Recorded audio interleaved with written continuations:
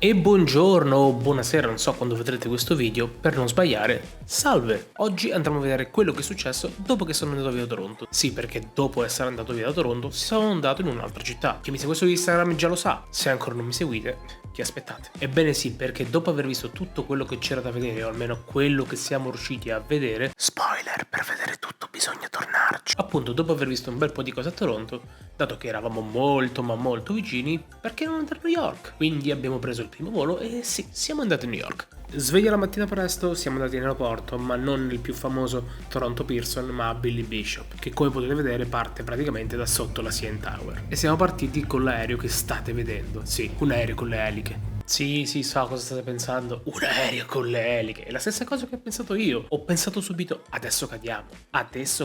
Cioè, vedere un aereo ancora con le eliche va veramente stranissimo. Però questa compagnia da sempre ha gli aerei con le eliche, molto diversi da come era una volta gli aerei con le eliche. E meno male, e devo dire si è viaggiato benissimo, comodissimi, molto meglio di alcune compagnie che abbiamo noi in Italia. Unica pecca però, non siamo atterrati a New York, quindi non c'è stata la discesa sul grattacielo di Manhattan, ma siamo atterrati nella bella Newark, fondamentalmente perché costava la metà della metà. Quindi Newark.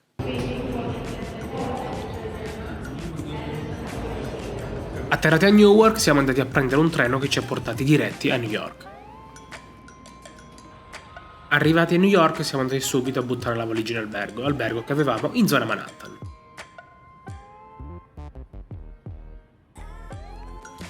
E che cosa ti becchi appena arrivi? Sì, l'Empire State Building. E praticamente si vede da ovunque. Buttata via la valigia siamo andati a fare un giretto veloce a Times Square. Times Square che è davvero gigantesca, cartelloni pubblicitari ovunque, luci, negozi, ristoranti, qualsiasi cosa e persone. Tante persone, un sacco di persone, affollatissima Times Square. Insomma, se andate a New York non potete assolutamente perdervi Times Square. Ma noi giustamente avevamo fretta. Sì, certo, tranquilli, poi siamo tornati 200 volte di giorno, di notte, e di notte ragazzi è veramente qualcosa di bellissimo, fenomenale. Ma in quel momento avevamo fretta perché avevamo un appuntamento molto importante. Un appuntamento con lei, l'NBA. Signori, si va a vedere l'NBA. We partner with the American Gaming Association.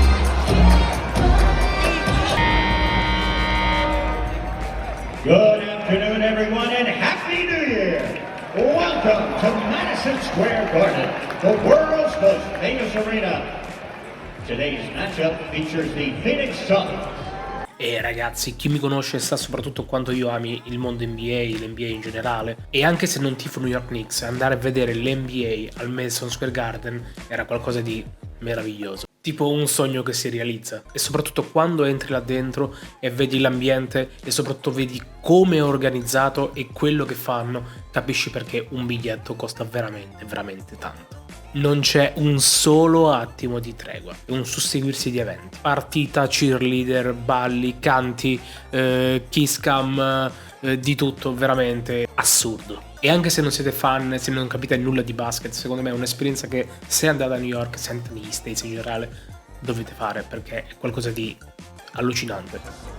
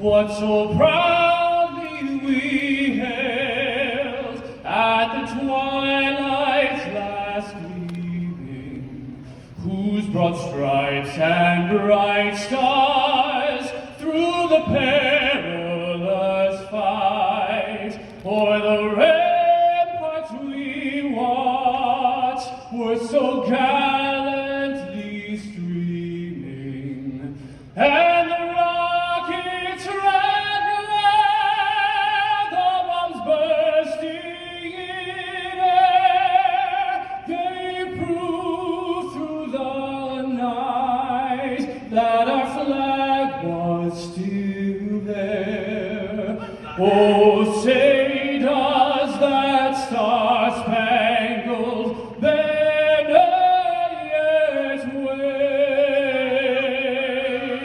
o'er the land of the free and the home of the brave? Kristen Douglas.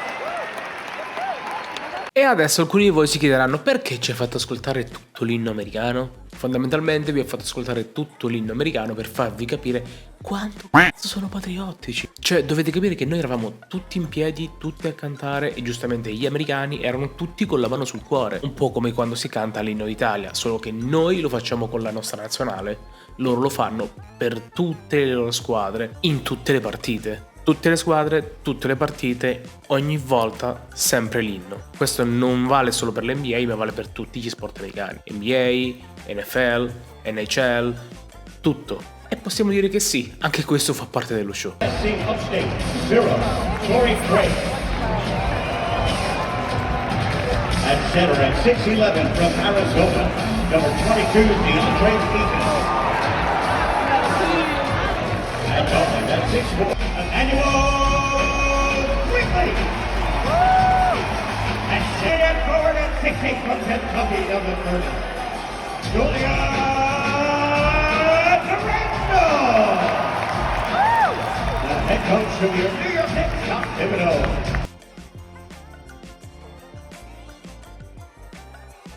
Come vi dicevo, durante la partita non c'è un attimo di tregua. Ed è lì che capisci quanto veramente è sentito il mondo del basket negli States e soprattutto quanto business giri intorno a esso.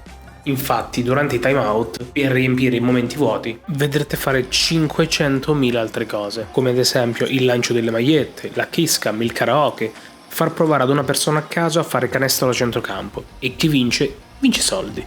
E poi potete stare sicuri che qualche VIP a vedersi la partita lo beccate sempre. Noi per esempio abbiamo beccato Anthony Anderson e Steve Buscemi.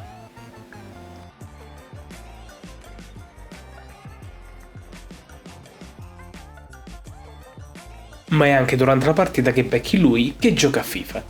Grande, eh?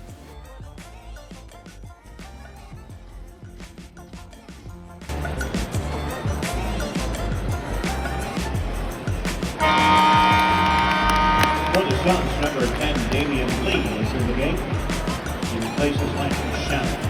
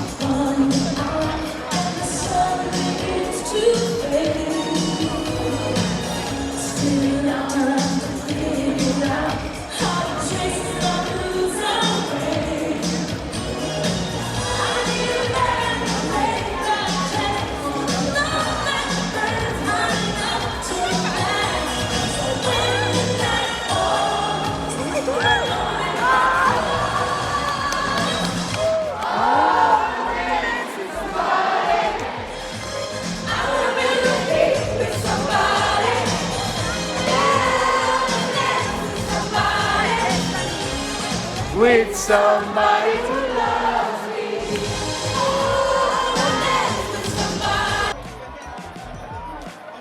me. Vi posso assicurare che i cannoni sparamagliette erano veramente potenti, peccato non siamo riusciti nemmeno a prenderne una.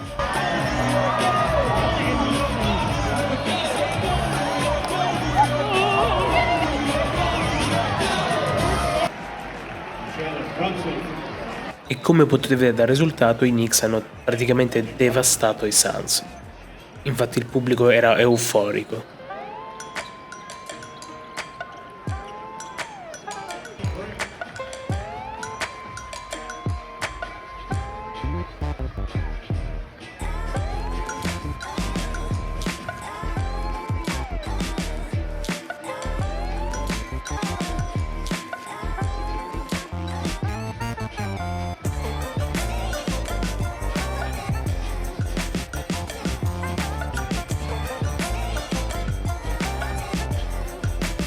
Naturalmente dopo la partita ci siamo fatti un giro allo store dove ho preso questo bellissimo cappellino dei Knicks.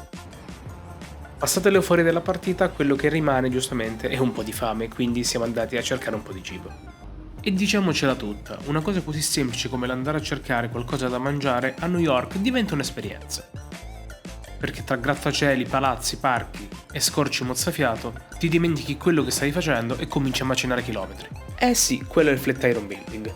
Peccato stessero facendo dei lavori di ristrutturazione.